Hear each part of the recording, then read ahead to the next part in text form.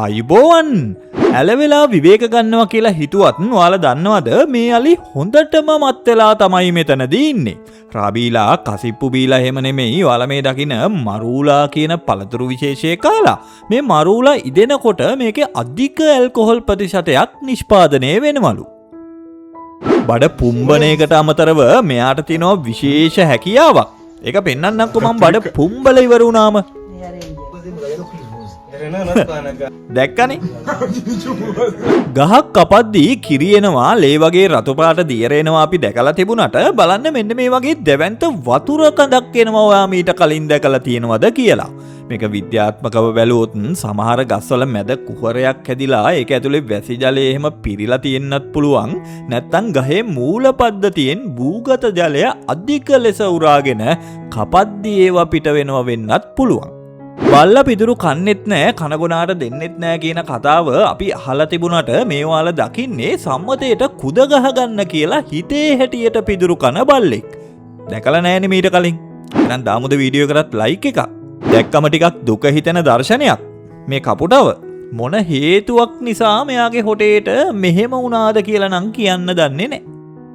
ඔයාගේ ඔය S2 නලල දිහා යන ඇරිච්ච කටවල් ආයේ වහගන්න අමතක වෙන සයිස් එකේ වීඩියෝ එකක් මෙන්න මේක.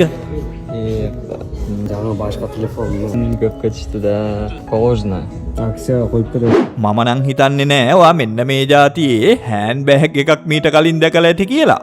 I think හෑන්ඩ් බෑග් කියන නමටම ගැලපෙනවා 100%ක්ම. මිනිස් ශ්‍රමය පාවිච්චි කරලා එළවලු පළතුරු අස්වනුනලීම මහා පරිමාණ වගා ව්‍යාපෘතිවලදී ටිකක් වියදම් අධික වැඩක් නිසාම ඔයාලා මෙතනදි මේ දකින රොබෝ තාක්ෂණය වයිබ්‍රේෂන් තාක්ෂණය වගේ දේවල් අද වෙද්දි මහා පරිමාණ කෘෂිකාර්මික කටයුතු වලදී වැඩි වශයෙන් පාවිච්චි වෙනවා.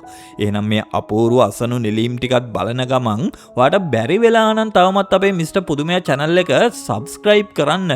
subscribe කරලා on කරගන්නකොට bell notification උත් Instagram එකේ TikTok එකේ මිලියන 10කට වඩා බලපු වීඩියෝ එකක් මෙන්න මේක බ්‍රසීල ජාතිකයෙකුගේ වැඩක් ලෝකේ උසම කාර්යකලු නගින්න වෙන්නේ හැබැයි නිමන් තියලා. දැක්කද පිටිපස්සෙන් ගිය කෙනාගේ තියෙන විශේෂත්වය? ඇඟෙන් භාගයයි තියෙන්නේ නේ. චෙරි ගෙඩි වල ඇට ඉවත් කරන්න 1800 දී හදලා තියෙන චෙරි පිට කියන උපකරණය තමයි මේ.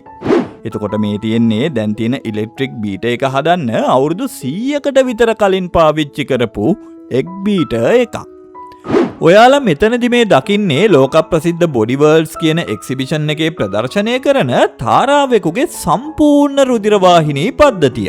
ඉතින් මනුෂ්‍ය ශරීරයේත් විවිධ කොටස් මේ විදිහට සම්පූර්ණ රුධිර වාහිනී පද්ධතිය පේන විදිහට සකස් කරලා තියෙනවා. මෙතනදී රුධිර වාහිනී පද්ධතියට රතු පාට ප්ලාස්ටික් වර්ගයක් ඇතුළු කරලා ඊට පස්සේ ශරීරයේ අනිකුත් මස් සහ පටක දිය කරලා ඉවත් කරලා දානවා කියනවනේ.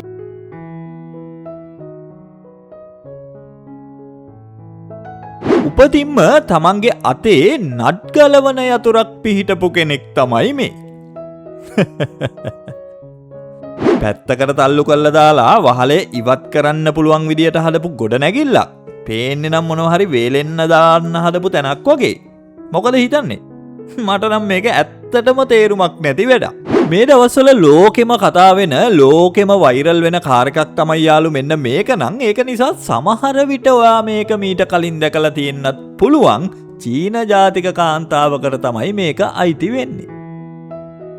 බැලූ බැල්මට කෙනෙකුට හිතෙන්න පුළුවන් මේක නරක් වෙච්ච කොමඩු විනාශ කරලා දාන මැෂින් එකක් කියලා.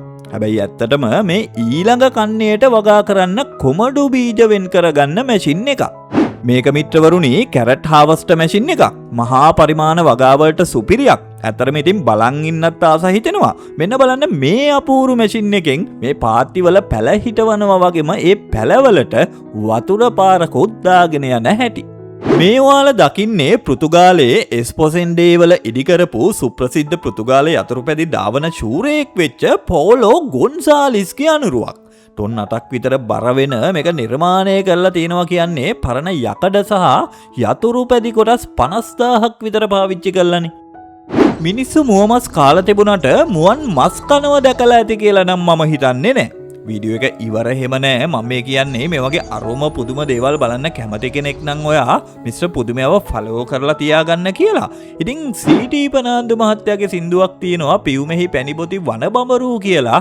ඒකේ පළවෙනි වර්ස් එකේ තිබුණට කුසගිනි හැදුනට ඉඳුල් නොකව් තනකොළ නුබුදුති සිංහ පැටව් කියලා. ඔයාලා මේ දකින්නේ සිංහෙක් තනකොළ කන හැටි. දැකපු ගමන් මේක මේ මිනිස්සුන්ට ජීවත් වෙන්න පුළුවන් තැනක්ද කියලා අපිට හිතුණත් වීඩියෝ එක අරගෙන තියෙන ඇන්ගල් එක නිසා තමයි අපිට එහෙම පේන්නේ. ත්‍රිකෝණාකාර විදියට හදපු ඉන්දියාවේ තියෙන ඉදිකිරීමක් නෙමේක. මෙන්න මෙතන වෙන සිද්ධිය දැක්කම ඇත්තටම මට හිතාගන්න බැරි වුණානේ කොටි 3 දෙනා ඉන්නේ ඇතුළේද එහෙම නැත්නම් එළියේද කියලා.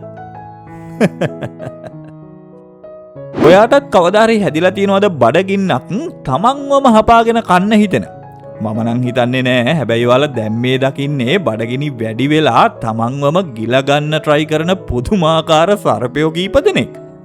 මොනතරම් පුදුමාකාරයිද අපේ ලෝකේ නේද? යාළුවනේ මෙන්න මේ ලේසර් මැෂින් එක මිදි වගාවලදී බහුලවම පාවිච්චි කරන එකක්. මිදි වගාව විනාශ කරන්න එන කුරුල්ල වගේ සත්තුන්ව හානියක් නොකර එලවලා දැමීමලුනේ මේකෙන් සිද්ධ වෙන්නේ.